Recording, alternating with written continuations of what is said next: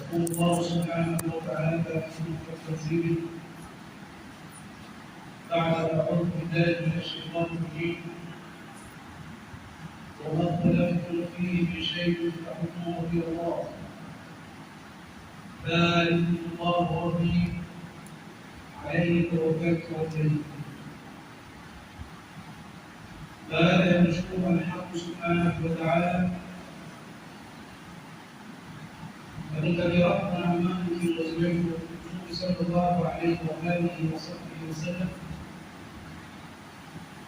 ونشكر مولانا الحق سبحانه ambaye ametufikia kuiona siku hii leo ikiwa na afya, ikiwa wazima. Wapo ndugu zetu ambao wameweza kuiona siku hii leo lakini si wazima. Tunamshukuru Maulana al-Haq subhanahu ambaye ametufikia kuingia sehemu kama hizi. Kuna ndugu zetu ambao wameamka salama, wazima, wako hai, lakini kwa sababu moja ama nyingine, kwa sababu ya sheria ama sababu za dunia, hawakuweza kuingia sehemu hizi. Kwa hiyo sema alhamdulillah kwa hili Mwenyezi Subhanahu wa Ta'ala. Ama maudhui ambayo tunakusudia kuelezea kwa hii leo na kukumbushana ni maudhui inayozungumza al-ikhtilaf. Ni maudhui ambayo inazungumza al-ikhtilaf. Al-ikhtilaf maana yake ni kutofautiana. Na kwa nini nizungumzie maudhui kama hii? Kwa sababu kuna umuhimu mkubwa wa kuzungumzia vitu kama hivi. Sisi Waislamu tuna misimu yetu maalum. Ikifika ile misimu kwa Waislamu hawaelewani, Waislamu hawasikizani, Waislamu hawapendani kwa sababu ya vitu vidogo vidogo ambavyo baadhi ya Waislamu wamefanya, baadhi ya Waislamu hawafanya. Kwa hiyo kuna ikhtilafu ambazo Mwenyezi Mungu Subhanahu wa Ta'ala kitabia na kimaumbile ameziumba. Lakini kuna ikhtilafu ambazo Mwenyezi Mungu mwenyewe na Mtume wake sallallahu alaihi wasallam amekataza. Kuna tofauti ya kimaumbile baina ya mwanadamu na mwanadamu. Mwenyezi Mungu ameumba tofauti hizi. Kuna jinsia mbili, mwanamke na mwanamume, wote ni wanadamu lakini wametofautiana katika jinsia. Mmoja ni mwanamume, mmoja ni mwanamke. Alafu ikhtilafu hili nani? Ni Mwenyezi Mungu Subhanahu wa Ta'ala. Na ikhtilafu hii Mwenyezi Mungu ameiumba kwa hikma yake. Utakuta kuna mwanamume na mwanamume lakini tofautiana katika vipo. Huyu ni mrefu, huyu ni mfupi, huyu ni mnene, huyu ni baba, huyu ni mweupe, huyu ni ikhtilafati hizi ambazo Mwenyezi Mungu mwenyewe ameziumba. Kwa hiyo kuna katika ikhtilafu, kuna ikhtilafu ambazo Mwenyezi Mungu ameziweka kwa hikma, na kuna ikhtilafu ambazo yeye mwenyewe Mwenyezi Mungu Subhanahu wa Ta'ala amezikataza. Lakini kabla hatujaingia katika maudhui, je, tujiulize ikhtilafu hasa ni nini? Na ikhtilafu kilugha maana yake nini na kiistilahi maana yake nini?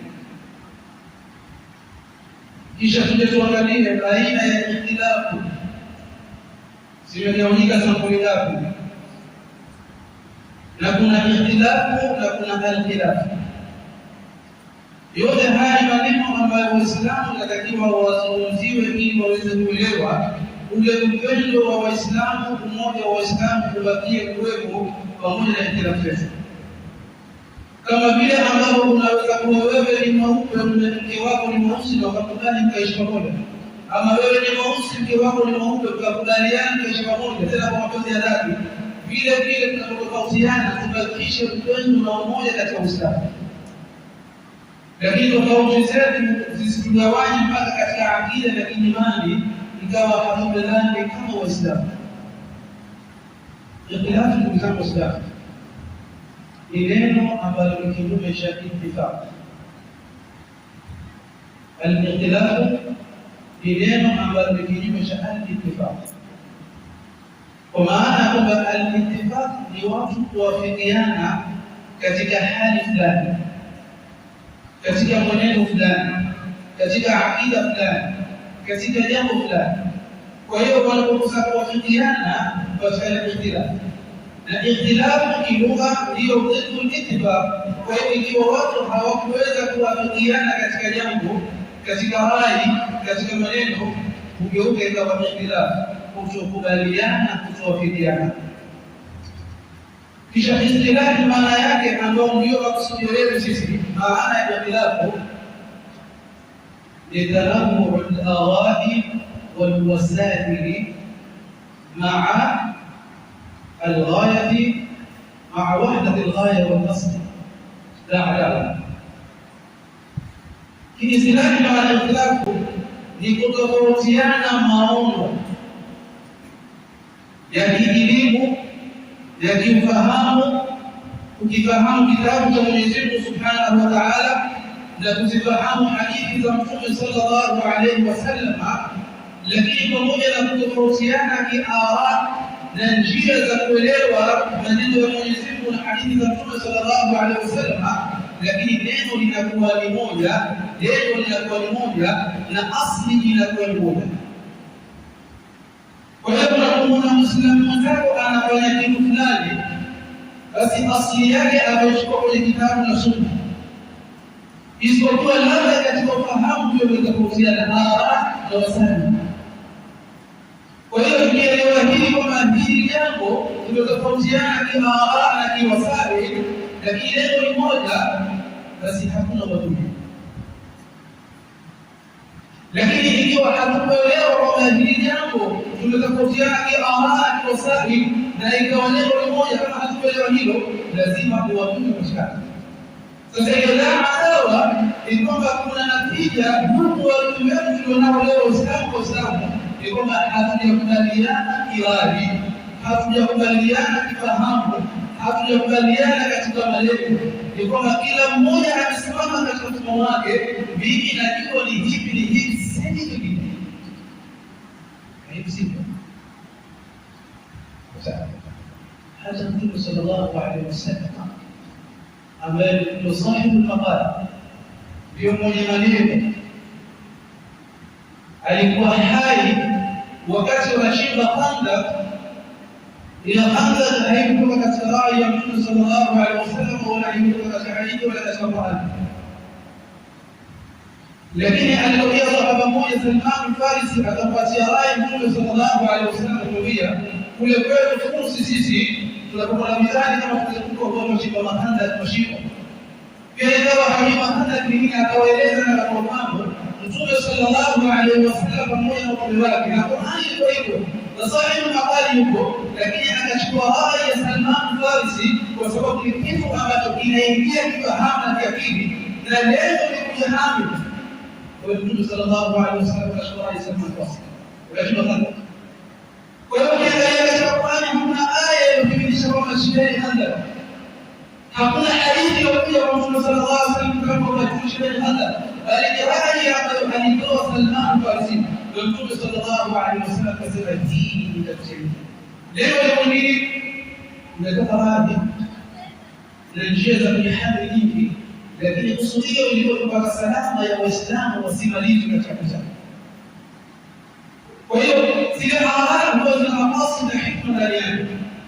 Sasa kitu ambacho sisi hakuna ni kwamba unapomuona ndugu yako Muislamu anafanya kitu ambacho katika ufahamu wako wewe labda unasema hili sijawahi kukiona, nasema bwana si Uislamu kabisa. Wakati ya haki tunaona katika Uislamu kwamba bwana si Uislamu au ukafiri, kwa sababu hiyo ikhtilafu kiasi. Kwa hiyo Mtume sallallahu alaihi wasallam ametoa mfano kwa rai ya Salman al-Farisi. Hakutumia aya wala hakutumia hadithi, alichukua fikra ya Salman al-Farisi.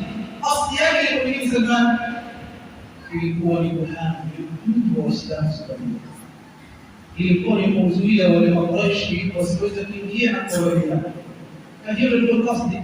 Sasa tasdiki haihitaji aya wala haihitaji hadithi, kwa sababu lengo lake ni jema, kwa sababu kuna vitu ambavyo ndani ya Qur'ani Mwenyezi Mungu Subhanahu wa Ta'ala ametoa dalili ambazo ni sahihi, sio wazi, na kuna hadithi ambazo zimeelezea masala ya dini sahihi.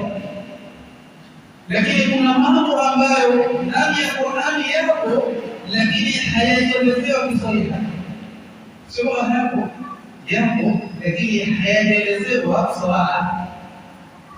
Na kuna mambo ya dini yapo katika dini lakini katika hadithi hayajaelezewa sawa. Sasa ikiwa kitu hakijaelezewa sawa, tukifanya nini kama Waislamu? Hatukubali? Hapana. Mwenyezi Mungu Subhanahu wa Ta'ala ametuachia njia ya istinbat katika masala ya dini. Na istinbat ni kitu ambacho baadhi ya Waislamu hatukubali. Tukieleza maana istinbat ni nini? Kwa hiyo ikhtilaf katika istilahi ni kutofautiana maono na njia za kufanya kitu ikiwa lengo ni moja na lengo na asili ni moja. Kitu kama hiki hakiwezi kusawa, lakini inapopatikana waumi ina maana kuna vitu viwili vya kusana au kutofautiana. Hivyo kuna ikhtilafu ambayo imezaa khilafu, kwa sababu ikhtilafu yuaddi ila almahabbati walwihab. Kutofautiana na qawaid na wasaili hakujengi uadui wala upinzani, bali kunajenga kushikamana na upendo baina ya Waislamu.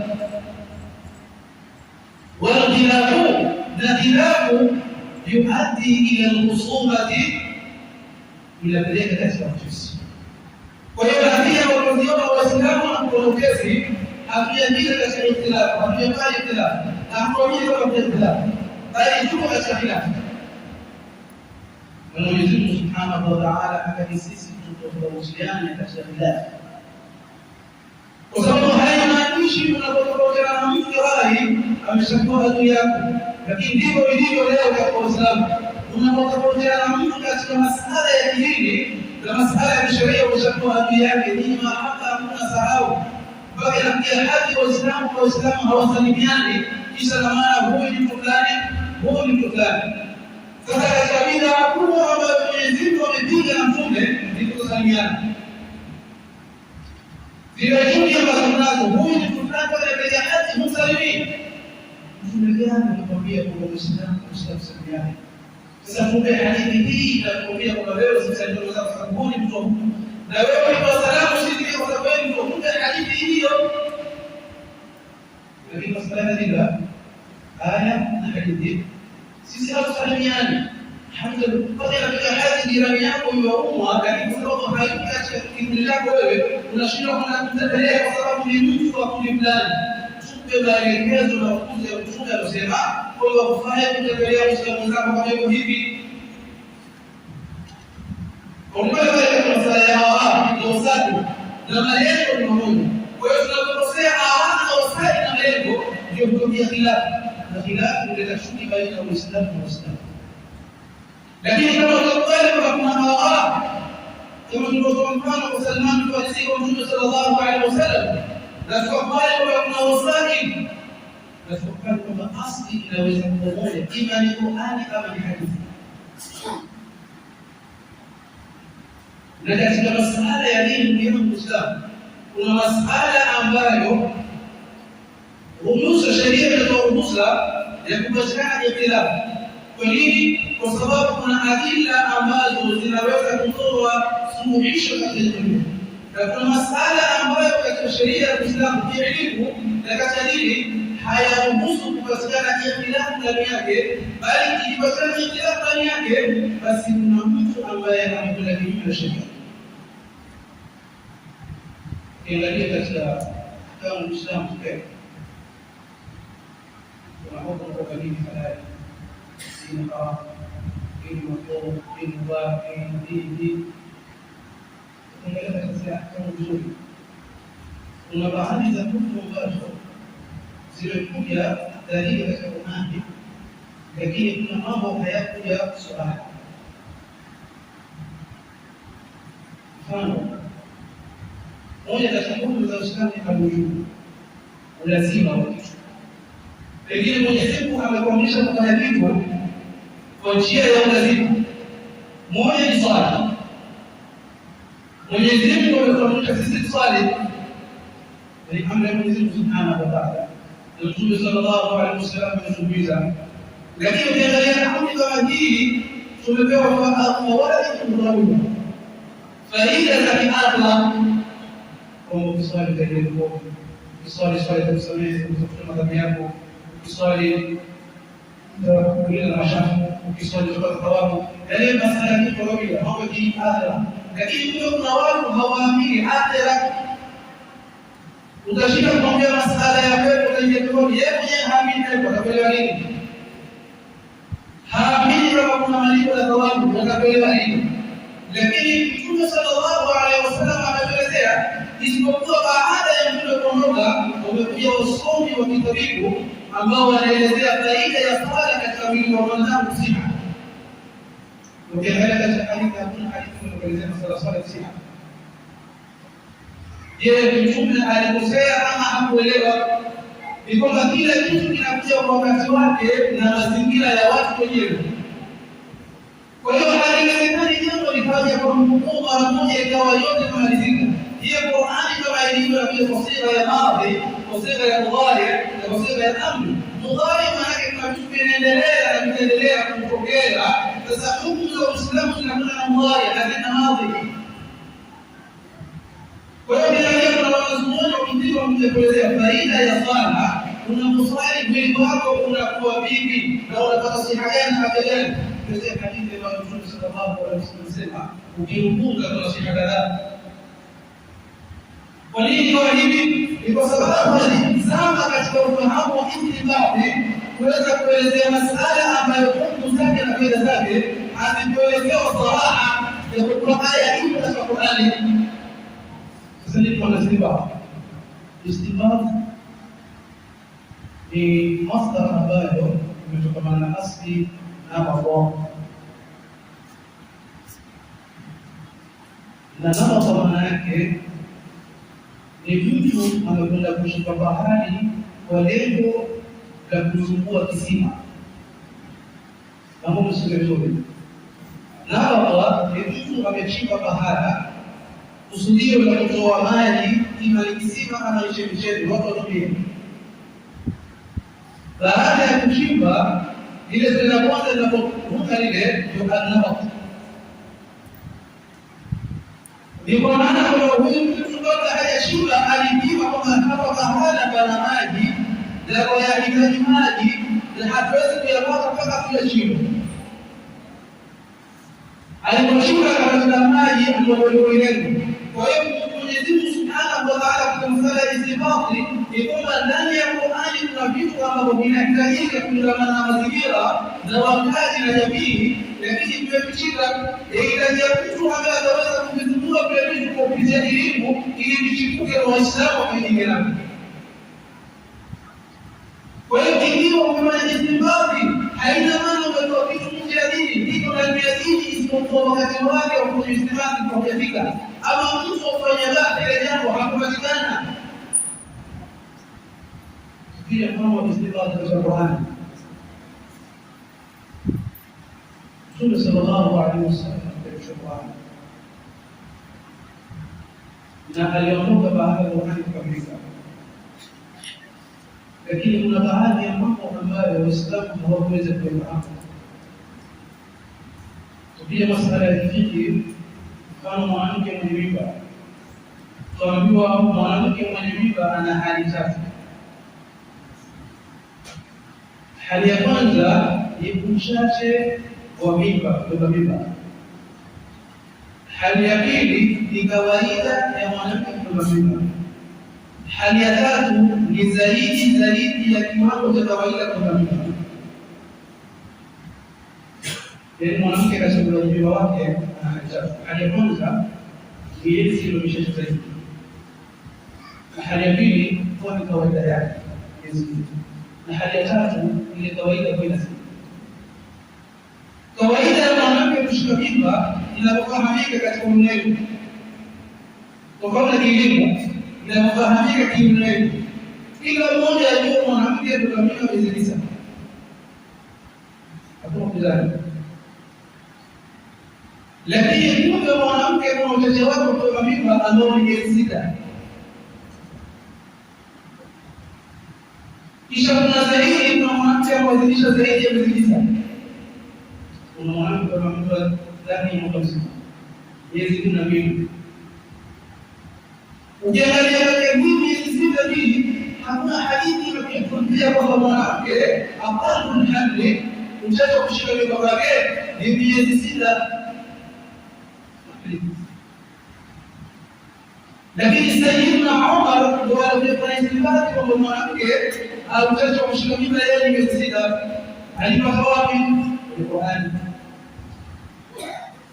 Wala kama kuna 6 ashhuri kwa wapi? Aqalul hamli 6 ashhuri kwa wapi kwenye Qur'an? Hiyo kwenye Qur'an lakini imepigwa mpaka kwenye istibati. Wakati aya inasema ووصينا الإنسان بوالديه إحسانا حملته أمه كرها على كره وحمله وفصاله 30 شهرا فموصيا mwanadamu kufanyia wema wazazi wake. Mama yake mzazi amembeba uchovu juu ya uchovu, uzito juu ya uzito, karaha juu ya karaha, wahamluhu na kubeba kwake ile mimba ama kubeba kwake ile mimba, wafisaluhu na kunyonyeshwa kwake 30 shahra, ni miezi 30. Ibn Rajab nasema 30 shahra, miezi 30 ni miaka 3 na miezi ya kuzaa. Kwa maana kwamba kuna aya nyingine ambayo mtafute tafsiri ya hii aya, ووصينا الإنسان بوالديه حملته أمه وهنا على وهن وفصاله في عامين. جاء من القيامة كما تنصي mwanadamu amfanyie wema wazazi wake wawili, wama yake mbeba wahna ala wahni wa fisaluhu fi amain, na kunyanya kwake huyu mwanadamu ni miaka 2. Miaka 2 ina miezi 24. Katika miezi 30 ndio 24 baada ya nabii miezi 6. Kwa hiyo hii miezi 6 katika jawabu kwamba huyu mwanadamu ndio hamluhu, mtoto wake ni aqallu, mtoto wake ni 6 ashhur, miezi 6. Sasa ni lakini istibatu zinaona. Kwa nini fanya hivi? Kwa sababu kuna mambo ambayo ndani ya Qur'ani yamefichika hayako sahiha, lakini inahitaji ufahamu wa hisabu, ufahamu wa elimu, ili watu waweze kufahamu masala kama Qur'ani. Ni kitabu ambacho kimekusanya elimu ya maisha yetu kuanzia kuumbwa kwa Adam mpaka mwisho. Kwa hiyo hakiwezi kuwa na hudud. Qur'ani haiwezi kuwa na hudud kwa sababu ni elimu ambayo inawafikia mpaka watakaokuja. Sasa kuna mambo hatuwezi kuyafahamu ndugu zangu Waislamu mpaka tukae chini tusome, lakini hatuwezi kukaa chini kusoma kama hatuelewani na hatupendani. Lazima tutakuwa kiburi ndani. Mimi siwezi kusoma mbele ya yule, mimi siwezi kukaa na yule anayepatia maoni, najua ni mtu hivi sitaki kusikia katika maisha yangu, kwa sababu ya ara, kwa sababu ya kutofahamiana. Misikiti pia tumegawanya kwa watu. Huu ni msikiti wa watu fulani, unatokea wapi? Ikiwa kwa sisi ni watu wa haki na insaf, tupeane dalili misikiti kugawanywa unatokea wapi katika Qur'an na hadithi za Mtume sallallahu alaihi wasallam. Kuna baadhi wanataka kujifikiria watu wanaona bilibilo kulezana ndio yule ameingia ndio yule ameingia. Wapi shehe? Wa anna al-masajida lillah, misikiti yote ni Mwenyezi Mungu Subhanahu wa Ta'ala. Haina vikundi wala haina vikundi. Tumeyapata wapi haya? Kwa hiyo ikhtilafu katika Uislamu hivyo, watu watofautiana katika maana, watu watofautiana katika usali, lakini kutofautiana malengo ni moja, na asili yetu kutofautiana ni moja, kwa maana hadithi ya Mtume sallallahu alaihi wa alihi wasallam. Kwa sababu Qur'ani kama Qur'ani ni kitabu cha dini, Qur'ani kama Qur'ani huwezi kutafsiri Qur'ani bila kupitia kwa shiba. Qur'ani hutafsiri kwa nyanja mbalimbali. Kuna neno katika Qur'ani huwezi kutafsiri lugha likaleta maana yake halisi mpaka kulitafsiri kwa nyanja yake mazungumzo. Katika Qur'ani kuna fiqh, katika Qur'ani kuna sira, katika Qur'ani kuna akhlaqi, katika Qur'ani kuna. Sasa kuna maneno ambayo kilugha ukiyachukua kama lugha unafeli katika maana mpaka upeleke katika nyanja yake, kama ilivyo kwa maana ya hadithi imepeleka katika maana ya hadithi itakupa maana sahihi ya kitu unachokusudia. Na kama neno kuhusu jiografia ipeleke neno jiografia utapata maana halisi ya Qur'ani. Ukalitoa ndani ya jiografia kutafsiri lugha umekosea na hapa ndio kosea. Ukishajua lugha basi wewe unaweza kutafsiri Qur'ani. Huna ruhusa ya kutafsiri Qur'ani mpaka umeelimu zaidi ya 19. Usikusoma uzibebe mpaka niwe hakuna baada za kuziweka elimu 19. Ndio kufunguliwa mlango wa Qur'ani. Sisi hata elimu kama hatuna elimu moja kuzungumza peke yake. Ndio mtaala basi. Tunapoenda tunachukua kuelezea aya na hadithi na kufundisha watu kwambia hawa hawafai hawafai. Hakuna tofauti Muislamu huyu na Muislamu huyu. Sote ni wamoja kutumia Qur'an na hadithi za Mtume sallallahu alaihi wasallam. Tusichukiane kwa sababu ya mambo ambayo yako ikhtilafu ndani yake kwa Uislamu. Kuna kisa cha Imam Malik radiyallahu ta'ala anhu. Kuna bwana mmoja na mtu mmoja alifirikwa na jamaa yake wa kike. Huyu bwana akaenda katika mawasila mwanamke mmoja maiti. Kani mmoja kama mmoja maiti. Lakini kuna maneno ukipiga akawa na msimamo na maiti.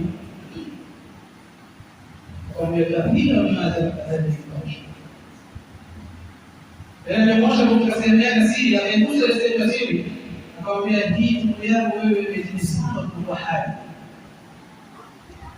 Mwenyezi Mungu Subhanahu wa Ta'ala akubali. Akamtetea na maiti mfano ile wasila kama pale kwenye sehemu siri. Akajaribu kuondoka mkono lakini hawezi kutoka. Waliposikia toke lakini wake hakutaka kuuliza vipi kwa bado mwenye kidogo. Kama masani kwa kupiga moja kwa zima. Akifika anapokuwa kwenda kwenye sehemu nyeti ya mwanamke akufa. Akamuuliza vipi nimeona ulibida kama kinga. Sisi kitu moja. Wasijui. Wakajaribu kutoa kila njia kuweza kutoa mkono pale hawezi kutoka. Wakatoka kwenda kwa shehe mmoja kama majengo ya mjumbe kufuata kwa shehe. Akashika kwa sababu. Kwa kumbe yake kama kuna maiti alikufa na kuna rohani. Kwa hiyo huyu maiti huyu hafaizi kushoka. Kwa hiyo tunakata mwisho wake ili tuokoe kwa ndani. Kwa hiyo nasema bana, inawezekana. Maiti hafai kwa kitu chake. Bali tunataka huyu aliyohai tumuokoe maiti. Kwa bigani. Kwamba mtu hawezi kuomba kama Afrika, tunakuona sheria ya kuiba. Sasa wanazuoni wazakuzana katika sheria. Hayo hapo. Huyo sema tunataka mshi wake tumuokoe huyo mzima, ndio haiwezekani hamaiti hausika katika kitu chake. Hivi tunataka huyo haiwezekani huyo haiba. Na huyo watakuwa ni ndio haiba. Sababu ni kama hivi. Hayo mali. Kwa mali kwa kuangalia pamoja na kama yote karibu kwa nasema hivi siku ya wiki moja tu wewe uko hali mbaya sana nimeshauriwa kuti sana basi kashika basi hilo ndio ambalo nimekuletea wewe kujanisha kwa wako hapa kwa hiyo hukumu yake ile vijeni kwa thamani ile mwanamke akiwa kwa thamani ile ya 79 ile ya 80 kwa wako baba. Sasa angalia hawa wazuri watatu wamekuja, kila mmoja ametoa rai yake, ametoa ufahamu wake kwamba huyu mkale mchi wake kwa sababu ameshafariki hana faida yoyote.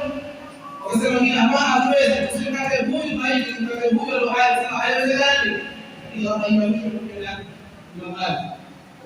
kwa kwa hiyo maiti hakutaka wala mzima hakutaka, na ndivyo ilivyo Uislamu. Usishukulie rai moja ukasema hiyo shida ndio shida, sasa jambo lingine. Angalia rai za watu wengine wanasema nini, utafahamu kinachoendelea katika Uislamu.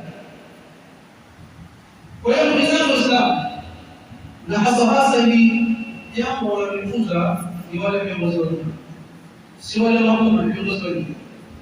Na hilo la kushangaza zaidi kusikia zaidi, kila kiongozi yatafuta umaarufu kwa watu, lakini dini haitaki maarufu. Dini inataka haki na insaf. Unachozungumza hakikisha unazungumza kitu kwenye laini ya sawa. Atakayeelewa akuelewe, ambaye hakuelewa haya vitu kuelewa. Na katika ikhtilafu za Uislamu kuna adabu.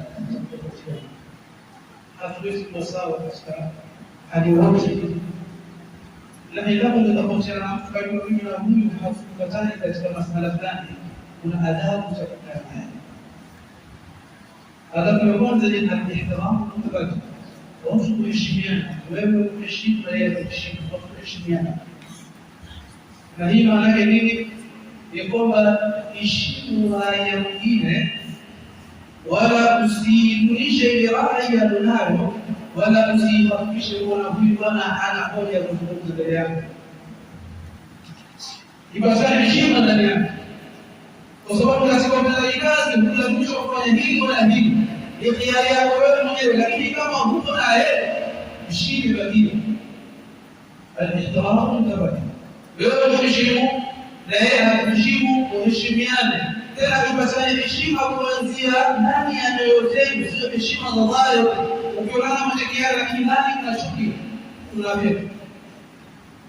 Mpendane kwa dhati, mheshimiane kwa dhati, hata kama hatufikiani katika masala, lakini maadamu huyu ni Muislamu ana nafasi katika moyo wangu na nafasi ya kupenda na kuheshimu.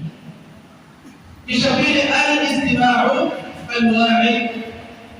Msikilize unapokaa kuzungumza anachokizungumza kwa lengo la kutaka kufahamu anachokizungumza. Je, kiko sahihi ama mimi sikuelewa? Usimsikilize mtu kwa sababu baadaye watakuwa hoja za kwenye mjadala. Ndio hivyo. Kwa kusikiliza baadaye tunazungumza. Tunashindana kuzungumza kata. Hii ndio tunazungumza. Sasa ndio hapo shida sio. Ikiwa yeye alikuwa anamtumika ngoja amalize kana ishi kama mwingine kueleza vizuri. Useme tangaza kwa mambo mazungumzo ujinga bwana, hakuna hata sheria hiyo hapana. Wewe unasikia kama anakuja kuzungumza, basi kana pale pale kusuluhisha ujinga wake, kuonesha ujinga wake kwa wapi? Kama Uislamu al-istima'u al-wa'i, sikiliza vizuri na uzungumza, nasikiliza hoja zinazotolewa, kisha kama kuna kitu hujaelewa, mtajiuliza anazungumza, na hakuna kosa kubwa kama mtu kuzungumza jambo ambalo alisikia na hakuweza kulifanya pale pale. Umemsikia mtu mabongo na kuzungumza nini? Na faida gani? Umemsikia mtu mabongo kamili pale pale mabongo yazungumza nini na maliza. Ikiwa yeye amekosea kama nimekosea na shukrani. Na atapata kwenye mimba atarekebisha kwa tayari. Lakini ulipotoka ule kutangaza kwa fulani kadhaa umekumbisha hiyo. Na umetia shughuli katika nafsi yako. Hakuna mwanadamu kama kila mmoja anakosea. Kisha jambo la tatu, litajannu ta'assub, tusilemee kabisa. Mimi ninapokosea, yule ambaye ni mfuasi wangu arekebishe mimi kama mimi nikosea. Na yule anapokosea, wafuasi wake warekebishe kama alikosea. Lakini sio mimi nakosea wafuasi wangu wacheka, wale wanarekebisha. Yule akikosea, wale wacheka hawakurekebisha. Sio sawa. Na ndivyo alikuwa Sayyidina Abubakar radhiallahu ta'ala alipochukua khilafa, akasema mimi ni mwanadamu nakosea. Ikitokea bahala mimi nimekwenda dogo, aqawiyuni, usiniache. Ikiwa kuna bahala nimekosea mimi nisimamisheni, waijua haki, mimi ni kiongozi, lakini hata nyinyi mko haki. Ikiwa kuna bahala nimekosea mimi, asimame yoyote aniambie Allah hapo nimekosea, sawa hivi sawa hivi. Ndio Uislamu. Hakuna Uislamu utakokazana matope nje kukanana katika dunia bali, si Uislamu Allah. Ndugu zangu Waislamu, hasa wafuasi wa shehe, usimfuate shehe ambaye anakuunganisha na dini yako Uislamu. Uislamu udugu, upendo, kubakilikani bali ikhtilafu siku na zitakuwepo mpaka siku ya Kiyama. Kuna watu wamelinganishwa na wazazi wao kusalama na ikhtilafu. Kuna mtu anazungumza na mzazi kisha mama mzazi anafanya jambo fulani na jambo halifai. Sasa kumkataza mtu kufanya kitu cha heri ukasema hakifanyi na kumkatanisha maneno baina yake yeye na mzazi, sasa kuwa mzuri. Kwa sababu tunafanya mambo hatujui matokeo yake baada yake ni nini. Tunapata kesi nyingi. Kuna mzazi mmoja akatoa kisa sema wallahi ninajua sijui kwa nini kwa wanangu sio fulani. Yaani nilikuwa natarajia watakuheshimu mwanangu mwenyewe aniambie mimi lakini mtoto anasoma tu mtoto baada ya hiki.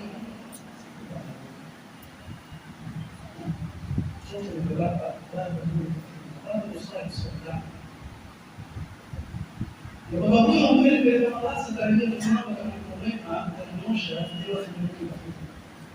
Baba akasema wallahi ninajua. Kwa nini tupigia huko? Kwa sababu hatuna ikhtilafu mbali, tuna ikhtilafu katika nyoyo zetu. Na haifai kudai na kuamini kwamba wewe ala al-haqq daima huwa sahabu wewe. Kwa sababu lazima tukubali kwamba baadhi ya mashaka na unaposolewa kwa kusolewa. Usiamini kwamba wewe ni wewe, unashukrani wewe, unashukrani wengine hawafahamu kitu na atakayezungumza haielewi bali wewe utasikiliza. Wapi hiyo? Kwa sababu fahamu za tofauti. Hizi fahamu za tofautiana. Inaweza kuwa wewe fahamu lakini kuna wakati mmoja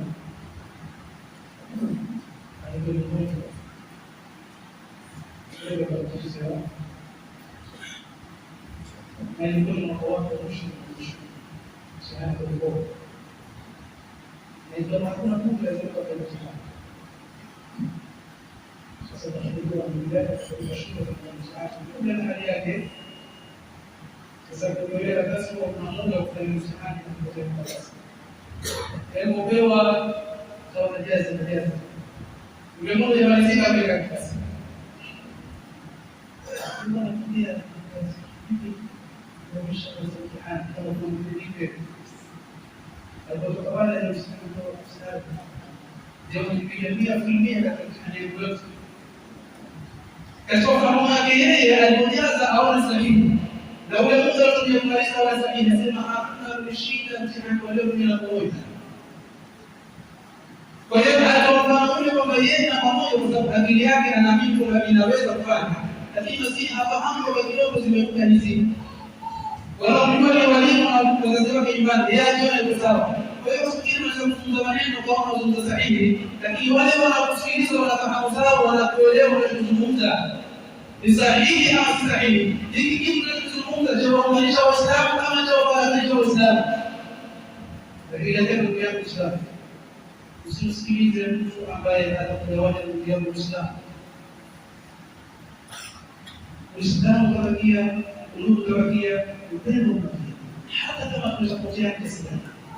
Usimtende ndugu yako Uislamu. Tupendane kama zamani, tupendane kama Uislamu tunavyoeleza. Hata kama tunaweza kufikiana kiasi gani.